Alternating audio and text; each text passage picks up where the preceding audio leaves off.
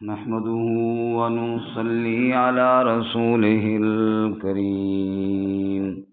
أما بعد فأعوذ بالله من الشيطان الرجيم. بسم الله الرحمن الرحيم. وإذ قال إبراهيم رب اجعل هذا البلد آمنا واجنبني وبني أن نعبد الأصنام رب إنهن أضللن كثيرا من الناس فمن تبعني فإنه مني ومن عصاني فإنك غفور رحيم. وَإِذْ قَالَ إِبْرَاهِيمُ، اور جب کہا ابراہیم علیہ السلام نے، رب اجعل هذا البلد آمنا، اے میرے رب بنا دے اس شہر کو امن والا، وجنبنی وبنی ان نعبد الاصنام، اور بچا مجھے اور میری اولاد کو کہ ہم عبادت کریں بتوں کی. رب انہن اضللن کثیرا من الناس، اے میرے رب بے شک انہوں نے گمراہ کر دیا اکثر لوگوں کو. فمن تبعنی فإنہ منی، پس جس نے میری اتباع کی پس بے شک وہ مجھ سے ہے. ومن عصانی، اور جس نے میری نافرمانی کی، فإنک غفور رحیم، پس بے شک تو بخشنے والا رحم کرنے والا ہے. ربنا، اے ہمارے رب، انی اسکنت من ذریتی، بے شک میں نے ٹھہرایا ہے اپنی اولاد کو، بواد غیر ذی زرع، ایسی وادی میں جو کھیتی والی نہیں ہے، عند بیتک المحرم، تیرے حرمت والے گھر کے پاس. ربنا لیقیموا الصلاۃ، اے ہمارے رب تاکہ وہ قائم کرے نماز کو. فاجعل افئدۃ من الناس، پس تو کر دے لوگوں کے دلوں کو، تہوی الیہم، جو مائل ہوں ان کی جانب. وارزقہم من الثمرات، اور رزق دے ان کو پھلوں سے. لعلہم یشکرون، تاکہ وہ شکر ادا کریں. ربنا، اے ہمارے رب، انک تعلم، بے شک تو جانتا ہے، ما نخفی وما نعلن، جو ہم چھپاتے ہیں اور جو ہم ظاہر کرتے ہیں. وما یخفی علی اللہ من شیء، اور نہیں مخفی اللہ پر کوئی شے، فی الارض ولا فی السماء، نہ زمین میں اور نہ آسمان میں. الحمدللہ، سب تعریفیں اللہ ہی کے لیے ہیں. الذی وہب لی علی الکبر، وہ ذات جس نے عطا کیا مجھے بڑھاپے پر، اسماعیل و اسحاق، اسماعیل اور اسحاق علیہم السلام. ان ربی لسمیع الدعاء، بے شک میرا رب سننے والا ہے دعا کو. رب اجعلنی مقیم الصلاۃ، اے میرے رب بنا مجھے نماز قائم کرنے والا. ومن ذریتی، اور میری اولاد میں سے بھی. ربنا وتقبل دعاء، اے ہمارے رب اور قبول فرما دعا کو. ربنا اغفر لی، اے میرے رب بخشش فرما میرے لیے. ولوالدی، اور میرے والدین کے لیے. وللمؤمنین، اور سب ایمان والوں کے لیے. یوم یقوم الحساب، جس دن حساب قائم ہوگا. سبحان ربک رب العزت عما یصفون، وسلام علی المرسلین والحمد للہ رب العالمین.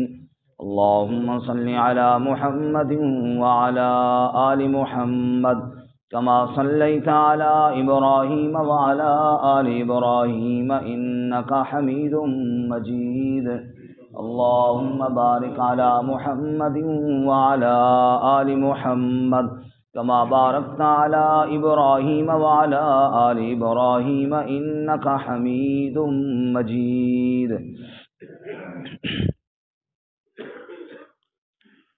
معزز سامعین، سورہ ابراہیم کا چھٹا رکوع آیات نمبر 35 سے 41 تک تلاوت کی ہیں۔ اللہ رب العزت ان کے مطابق صحیح بیان کی توفیق عطا فرمائے اور ہمیں قرآن و سنت پر عمل کرنے کی توفیق عطا فرمائے۔ اس سے قبل گزشتہ سبق میں اللہ تعالیٰ کی وحدانیت پر دلائل بھی سنے، دلائل عقلیہ، آیت نمبر 32، 33 اور 34 میں ساری کائنات کا خالق اللہ ہے، بارشوں کا برسانے والا اللہ ہے، پھلوں سے رزق نکالنے والا اللہ ہے، کشتیوں کو تمہارے تابع کرنے والا اللہ ہے، نہروں کو تمہارے تابع کرنے والا اللہ ہے، سورج اور چاند کو اپنے مدار میں چلانے والا اللہ ہے، رات اور دن کو مسخر کرنے والا اللہ ہے، اور جو مانگو تمہیں دینے والا اللہ ہے، اور بے حساب نعمتوں کا مالک بھی اللہ ہے۔ یہ عقلی دلائل تھے، اور آج کے سبق میں نقلی دلیل ہے ابراہیم علیہ السلام سے۔ نقلی دلیل آپ جانتے ہیں کہ پہلے انبیاء کے واقعہ نقل کیا جاتا ہے، پہلے کسی کتاب کی بات نقل کی جاتی ہے۔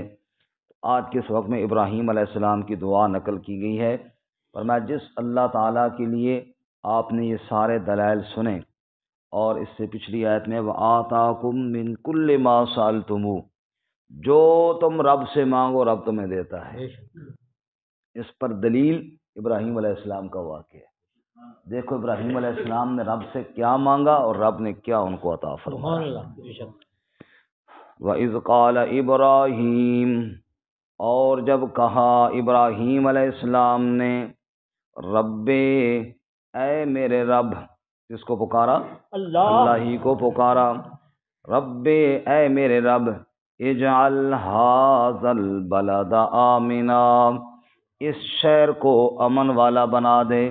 اس شہر سے مراد مکہ مکرمہ، جہاں پر وہ اپنے ننھے اسماعیل اور اس کی والدہ کو چھوڑ کر جا رہے تھے۔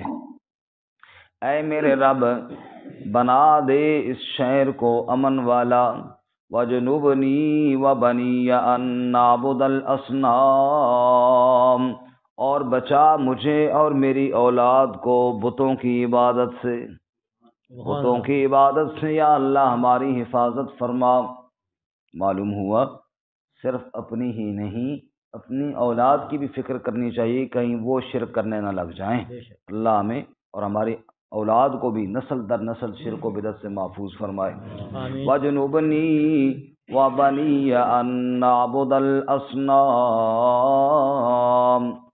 ابراہیم علیہ السلام کا وہ واقعہ جو حدیث میں آئے وہ بھی سن لیجئے۔ ابراہیم علیہ السلام اسماعیل علیہ السلام کو تو مکہ میں چھوڑ دیا، وہ تو واپس چلے گئے، تو اسماعیل علیہ السلام کی شادی وہیں ہو گئی۔ ایک عرصے بعد ابراہیم علیہ السلام کو اللہ نے اجازت دی کہ جاؤ مل کر آؤ۔ ملنے کے لیے گئے تو اتفاق سے اسماعیل علیہ السلام گھر میں نہیں تھے، وہ کہیں شکار وغیرہ کے لیے گئے تھے، تو ان کی اہلیہ وہ گھر میں تھی۔ اب ظاہر انہوں نے شادی وہاں سے کی، وہ تو ابراہیم علیہ السلام سے واقف ہی کوئی نہیں تھی۔ یہ گئے، پوچھا اسماعیل کہاں ہیں؟ بتایا کہ وہ کہیں گئے ہوئی ہیں۔ پوچھا گھر کے حالات کیسے ہیں، گزارا کیسا ہو رہا ہے؟ اس بی بی نے آگے سے کہا کہ بڑے حالات خراب ہیں، فقر و فاقہ ہے، بڑے تنگ ہیں، خوشحال نہیں ہیں۔ اور میں اچھا اسماعیل جب واپس آئے تو اس کو میرا سلام کہنا ہے کہ اس قسم کے ایک بزرگ آئے تھے اور وہ سلام کہہ رہے تھے، اور وہ کہہ رہے تھے اپنے دروازے کی چوکھٹ تبدیل کر دیں۔ تو شاید اللہ نے اتنے ہی ٹھہرنے کا حکم دیا ہوگا، لہٰذا واپس چلے گئے۔ اسماعیل علیہ السلام آئے، گھر والی نے بتایا کہ اس طرح کے ایک بزرگ آئے تھے، تیرا پوچھا تھا اور کہہ رہے تھے کہ چوکھٹ دروازے کی تبدیل کر دینا۔ فرمایا چل پھر وہ چوکھٹ تو ہی ہے، ان کا مطلب یہ تھا وہ میرے بابا تھے، اللہ کے نبی تھے، اللہ کے خلیل تھے ابراہیم علیہ السلام، مطلب یہ ہے کہ پھر تجھے طلاق دے دوں، جا پھر تجھے طلاق ہے۔ پھر انہوں نے ایک اور شادی کر لی۔ پھر ابراہیم علیہ السلام گئے اور اتفاق سے پھر اسماعیل علیہ السلام گھر میں نہیں تھے۔ انہوں نے اس بیوی سے حال احوال پوچھا، انہوں نے کہا جی اللہ کا شکر ہے جی، زمزم پیتے ہیں، شکار کر کے اسماعیل لاتے ہیں، کھاتے ہیں، بس اللہ کے کس کس نعمت کا شکر ادا کریں جی، بڑے حالات ٹھیک ہیں، اللہ کا شکر ہے۔ ابراہیم علیہ السلام نے کہا جب تمہارا شوہر گھر پہ آئے میرا سلام کہنا اور اس کو کہنا چوکھٹ ذرا مضبوط کر لے۔ انہوں نے اسی طرح پیغام دیا، فرمایا وہ تو میرے والد صاحب تھے، تم نے کیا کہا تھا؟ فرمایا میں نے اس طرح بتایا کہ اللہ کا شکر ہے۔ فرمایا بس اللہ کے شکر پر اللہ کے نبی کو خوشی ہوئی، تو اس نے کہا کہ میرے گھر میں یہی بہو رہنی چاہیے، وہ تو تیرے سسر تھے، میرے والد تھے ابراہیم علیہ السلام۔ تو اولاد کے لیے اتنی فکر کہ ہمارے گھر میں اللہ کی نہ شکری نہ ہو، اللہ کا شکر ہو، اتنی فکر کرنے والے تھے اللہ کے نبی ابراہیم خلیل اللہ علیہ السلام۔ ساتھ ساتھ دعا بھی مانگ رہے ہیں، وَجُنُبْنِي وَبَنِيَّ أَن نَّعْبُدَ الْأَصْنَامَ، اے میرے رب مجھے اور میری اولاد کو بتوں کی عبادت سے محفوظ فرما لے۔ رب انہن اضللن کثیرا من الناس، اے میرے رب بے شک انہوں نے گمراہ کر دیا اکثر لوگوں کو، اس بت پرستی نے بہت سے لوگوں کو گمراہ کر دیا ہے۔ ابراہیم علیہ السلام کے دور میں چونکہ بت پرستی بہت عام تھی، بت بناتے تراشتے اور ان کی عبادت کی جاتی تھی، اس لیے ابراہیم علیہ السلام نے اسی کا ذکر کیا۔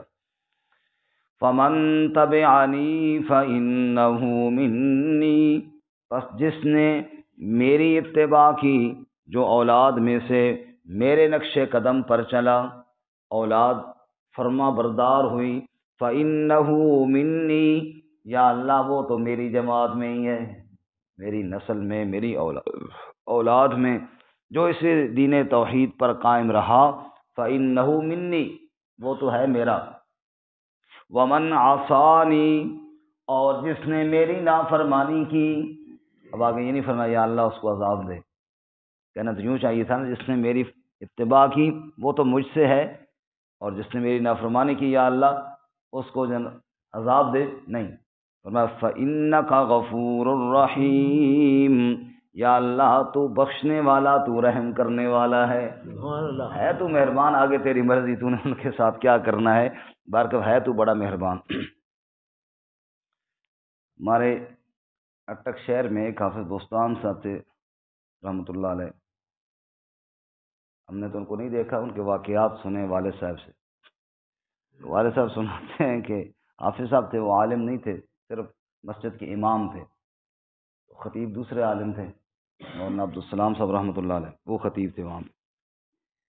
تو عام نمازوں میں تو نمازی تھوڑے ہوتے ہیں نا، جمعے والے دن مسجد بھری ہوئی ہوتی، جمعے کی نماز مولانا عبدالسلام صاحب جو عالم تھے وہ بیان بھی کرتے، تو جمعے کی نماز تو وہی پڑھاتے تھے، عام نمازیں حافظ بستان صاحب پڑھاتے تھے۔ ایک دن مولانا عبدالسلام صاحب نے خطبہ تو دیا لیکن کوئی طبیعت ٹھیک نہیں تھی، گلا خراب تھا، تو انہوں نے کہا حافظ صاحب نماز پڑھاؤ۔ اس دن جمعے کی نماز بھی حافظ صاحب نے پڑھی، وہ مسجد بھری ہوئی بڑی جامع مسجد تھی۔ اب نماز کے بعد جب حافظ صاحب دعا کرنے لگے نا، حافظ صاحب فرمایا یا اللہ یہ جتنے لوگ بھی بیٹھے ہیں انہیں بھی 1.5 صف تو میرے مقتدیاں بھی ہے یا اللہ انہوں دی مغفرت فرما، باقی ہوں عبدالسلام جانے تو اسے مقتدی جان، میرا کہ انہوں نے میرے تو مقتدی نے صرف 1.5 صف، یا اللہ انہوں دی دعا میں کرنا، باقی عبدالسلام جانے تو اسے مقتدی جان، میرا کہ انہوں نے چاہے تو بخش دے چاہے تو انہوں نے عذاب دے۔ فمن تبعنی فإنہ منی ومن عصانی فإنک غفور الرحیم، جو میرا نہیں ہے یا اللہ پھر آگے تیری مرضی، فإنک غفور، ہے تو غفور الرحیم، مرضی تیری اپنی ہے، ان کے بارے میں میری کوئی سفارش نہیں۔ اللہ اکبر۔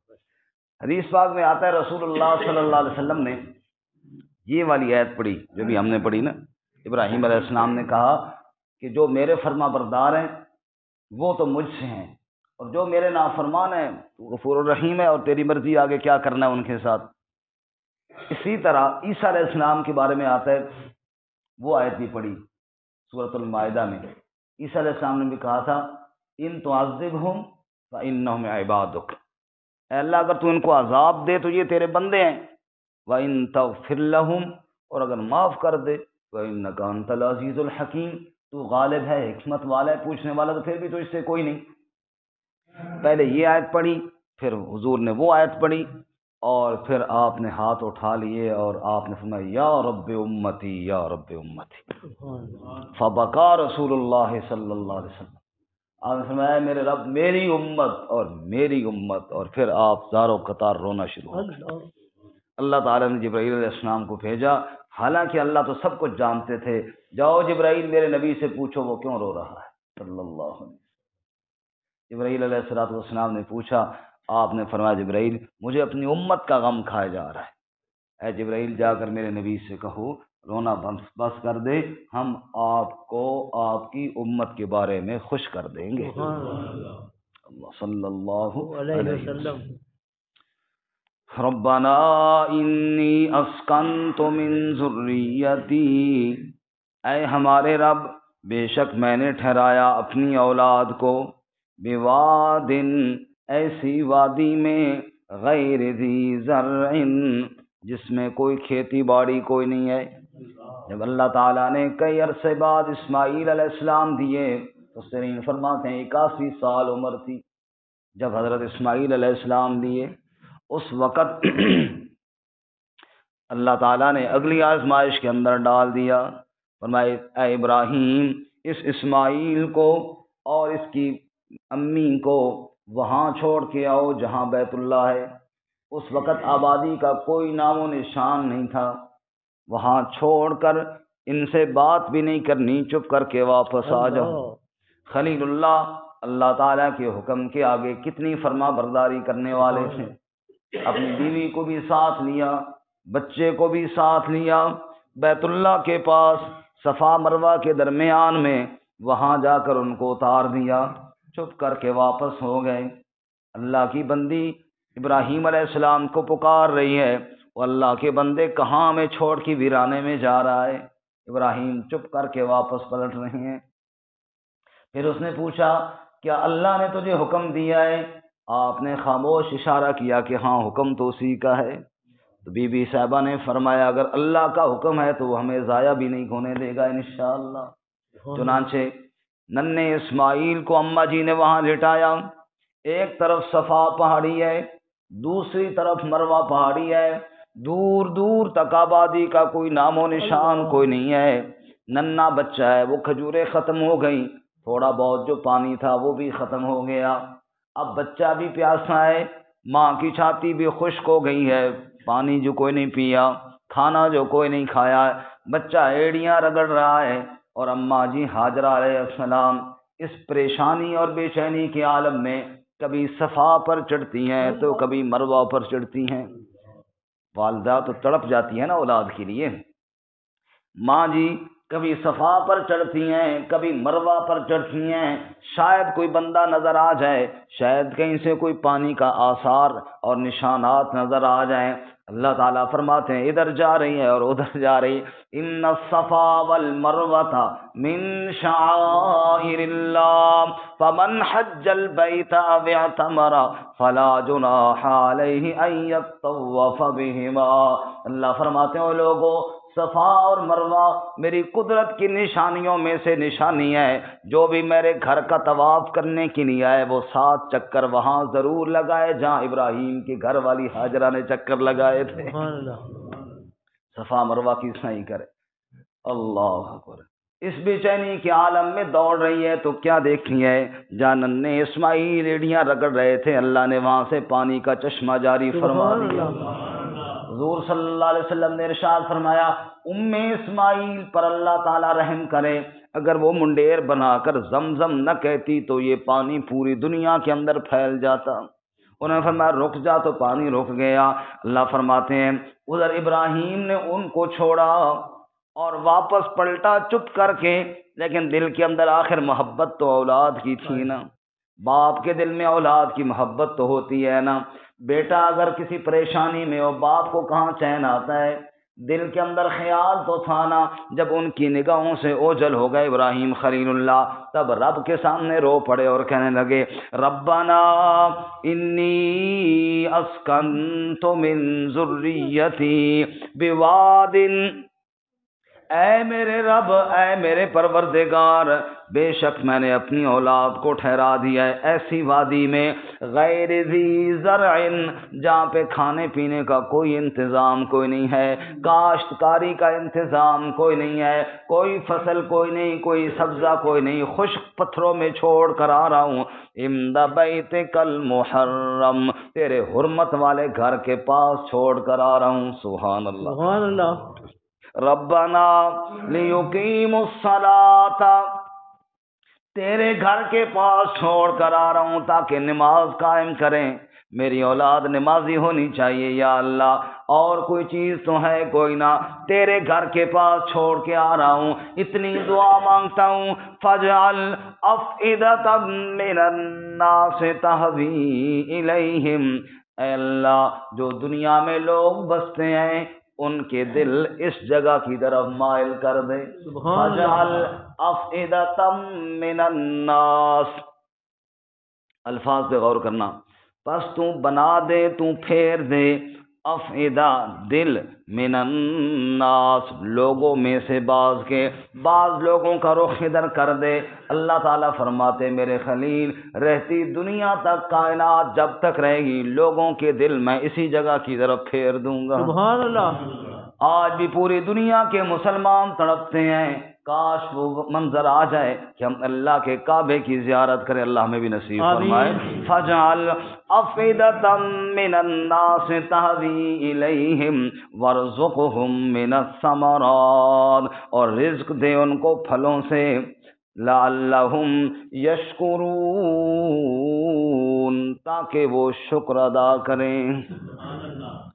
اللہ، اگر وہاں پہ پھل نہیں ہوتے، ابراہیم خلیل اللہ کی دعا کہ پوری دنیا کے پھل وہاں پر ضرور پہنچتے۔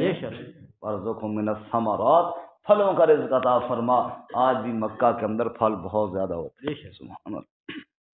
2015 میں جب میں عمرے کے لیے گیا تھا تو پہلی دفعہ تھی، اتنا تعارف پہلی دفعہ ہوتا کوئی نہیں ہے، افطاری میں ادھر کوئی پھل کبھی نظر ہی نہیں آیا تھا، تو ہمارے ایک ماموں ہیں ممتاز بخاری صاحب، اللہ تعالیٰ ان کو خوش رکھے، وہ اس وقت جدہ میں ہوتے تھے، وہ 3-4 دنوں بعد ہمیں ملنے کے لیے وہاں آئے، تو میں نے کہا ماموں جی ایک مجھے اشکال بہت زیادہ ہو رہا ہے کہ پھلوں کا ذکر قرآن میں ادھر تو مجھے کوئی نظر کوئی نہیں آیا۔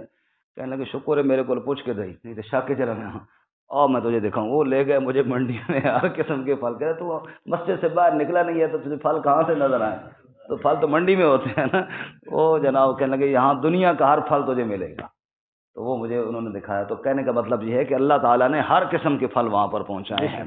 فرمایا ابراہیم علیہ السلام نے، اے اللہ، اے میرے پروردگار، وَارْزُقْهُم مِّنَ الثَّمَرَاتِ، پھلوں کا رزق ان کو عطا فرما، لَعَلَّهُمْ يَشْكُرُونَ تاکہ وہ تیرا شکر ادا کریں۔ ربنا انک تعلم ما نخفی وما نعلن، اے ہمارے رب بے شک تو جانتا ہے جو ہم چھپاتے ہیں اور جو ہم ظاہر کرتے ہیں، دل کی چھپی باتیں بھی جاننے والا تو ہے، ظاہری باتیں بھی جاننے والا تو ہے۔ وما یخفی علی اللہ من شیء، اے اللہ تیرے اوپر تو کوئی چیز مخفی کوئی نہیں، تیرے اوپر تو کوئی چیز چھپی ہوئی کوئی نہیں، فی الارض ولا فی السماء، نہ کوئی زمین میں نہ کوئی آسمان میں، ساری کائنات سے چیز چھپ سکتی ہے میرے مالک، تجھ سے تو کوئی چھپا ہوا نہیں ہے۔ تو تو میرے دل کو بھی جانتا ہے، میرے دل کے اندر تیری کتنی محبت ہے، اولاد کو چھوڑ دیا یا اللہ، تیری محبت میں فرق نہیں آنا چاہیے۔ الحمدللہ الحمدللہ سب تعریفیں اللہ ہی کے لیے ہیں، تعریفوں کے قابل ہے یا اللہ تیری ذات۔ الذی وہب لی علی الکبر اسماعیل و اسحاق، وہی ذات جس نے بڑھاپے میں مجھے اسماعیل دیا، پھر اس کے بعد مجھے اسحاق بھی دے دیا۔ اولاد دینے والی ذات بھی تیری ہے۔ ان ربی لسمیع الدعاء، دعاؤں کو سننے والی ذات بھی میرے رب کی ہے۔ سب کی دعاؤں کو قبول کرنے والا کون ہے؟ اللہ۔ ان ربی لسمیع الدعاء، میرا رب دعاؤں کو سننے والا ہے، میرا اللہ جھولیوں کو بھرنے والا ہے، سب کو دینے والا، سب کی دعاؤں کو سننے والا، سب کی ضرورتوں کو پورا کرنے والا، دکھی دلوں کا سہارا بننے والا، اپنے بندوں کے ہاتھوں کو بھر بھر کے لوٹانے والا، اپنے بندوں کی جھولیوں کو بھر بھر کے دینے والا۔ ان ربی لسمیع الدعاء، بے شک میرا رب دعاؤں کا سننے والا ہے۔ رب اجعلنی مقیم الصلاۃ، اے میرے رب مجھے نماز قائم کرنے والا بنا، ومن ذریتی، اور میری اولاد کو بھی نماز قائم کرنے والا بنا۔ اللہ ہمیں بھی اور ہماری اولادوں کو بھی نماز قائم کرنے والا بنائے۔ ربنا وتقبل دعا، اے ہمارے رب تو ہی دعا کو قبول فرما، کیونکہ دعاؤں کا قبول کرنے والا تیرے بغیر اور کوئی نہیں ہے۔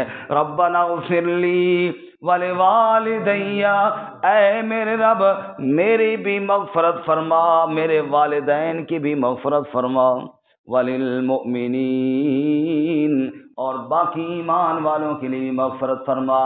میرے بھائیوں، اولاد کو اللہ کی پہچان کرواؤ، تاکہ کل تم قبر کے اندر جاؤ تو تمہارے لیے دل سے دعا کر سکیں۔ اولاد ہو ایسی جو والد کا جنازہ پڑھا سکے، جو والد کا جنازہ پڑھا سکے۔ اولاد ہو ایسی جو والد کے لیے اخلاص سے دعا کر سکے۔ والد پڑا ہوا ہے، بیٹا غسل نہیں دے سکتا اپنے باپ کو، لوگوں کو منتیں کرتا ہے ذرا میرے والد نے غسل دے دو۔ والد کی جائیداد ساری تو لے گا، والد کیا وارث تو بنے گا، غسل کوئی اور دے گا آ کر؟ اللہ۔ والد کی جائیداد کے لیے تو تیار بیٹھا ہے کہ جناب والد کا مکان مجھے مل جائے، جنازہ کوئی اور آ کے پڑھائے گا؟ کیوں نہیں اپنی اولاد کو اس قابل بناتے ہو کہ تمہارا جنازہ وہ پڑھائے؟ اور شریعت نے اسی لیے مسئلہ بتایا ہے کہ وارث جنازہ پڑھائے، اس لیے کہ جتنے درد کے ساتھ وارث دعا کر سکتا ہے دوسرا کوئی نہیں کر سکتا۔ جگہ وہی گرم ہوتی ہے جہاں آگ جلتی ہے، دوسری جگہ نہیں گرم ہوتی۔ جہاں پہ ضرب لگتی ہے نشان وہیں پر پڑتا ہے، دوسری جگہ پہ نہیں پڑتا۔ جس کا باپ فوت ہوا، جس کی ماں فوت ہوئی، جتنے درد کے ساتھ وہ دعا کر سکتا ہے دوسرا کوئی بھی نہیں کر سکتا۔ پھر لوگوں کے پاس جاتے ہیں کہ پڑھے ہوئے قرآن مل جا سو، اللہ، پڑھے ہوئے قرآن، پڑھے پھر جی پڑھے نہیں جی کتنے جی 10 میری طرفوں کرا، دوسرا کہتے 50 میری طرفوں کر دو، تیسرا کہتے 100 میری طرفوں کر دو۔ خوش ہو گئے، میرے والد صاحب کل فوت ہو 500، آج 500 قرآن بخشے گئے نا۔ عقل سے کام نہیں لیتا بھائی، کل اور آج ایک دن میں 500 قرآن پڑھے کیسے گئے؟ لیکن بس کہہ رہے تھے جناب 500 قرآن، جناب اللہ تعالیٰ کو پتہ نہیں ہے کہ یہ وہی ہے بندہ جس نے 70 سالوں میں ایک دفعہ بھی قرآن نہیں پڑھا، تو کل مرے اور آج 500 پڑھے گئے؟ میرے بھائیوں ان باتوں سے کام نہیں بنے گا، ان باتوں سے کام نہیں بنے گا۔ اللہ تعالیٰ ہمیں توفیق عطا فرمائے۔ میں آپ کو یاد ہوگا جس دن ہمارا تفسیر مکمل ہوئی تھی نا جی، انشاءاللہ پھر مکمل ہوگی انشاءاللہ، اس دن میں نے کہا تھا یا اللہ یہ جتنی تفسیر ہم نے پڑھی اس کا ثواب میرے والد صاحب کو پہنچا۔ اب خود پڑھی ہے نا، خود مکمل کی ہے نا، تو پھر جناب بندہ کہے یا اللہ اس کا ثواب والد صاحب کو پہنچا، تو بات آیا نا، مزہ ہوا نا۔ کسی کی محنت کروں سی تو میرے والد صاحب سے پڑھا، اگلا کہ میں کیوں ویلا بھی تیرے والد سے پڑھا، میں اپنے والد کے لیے خود نہیں پڑھتا دوسرا کون پڑھے گا؟ میں اپنے باپ کے لیے خود دعا نہیں کرتا دوسرا کون کرے گا؟ دوسرے کو کیا لگے میرے باپ کے لیے دعا کرے؟ دوسرا اتنا اچھا ہوتا تو اپنے باپ کے لیے کر لیتا نا۔ اس لیے ایسی اولاد ہو جو اپنے ماں باپ کے لیے دعا کرے، اور نمازی تو ہو کم از کم، جب نمازی ہوگی تو یہاں پہ دعا خود بخود ہو جائے گی۔ ربنا اغفر لی ولوالدی، اگر بے نمازی اولاد ہے تو وہ دعا نہیں کرے گی، نمازی اولاد ہے، نماز پڑھنے والی، تو وہ دعا کرے گی۔ ربنا اغفر لی ولوالدی وللمؤمنین یوم یقوم الحساب، اے میرے رب میری بھی بخشش فرما، میرے والدین کی بھی بخشش فرما، سب ایمان والوں کی بخشش فرما، کس دن؟ یوم یقوم الحساب، جس دن حساب قائم ہوگا یا اللہ اس دن ہم سب پہ رحم فرما۔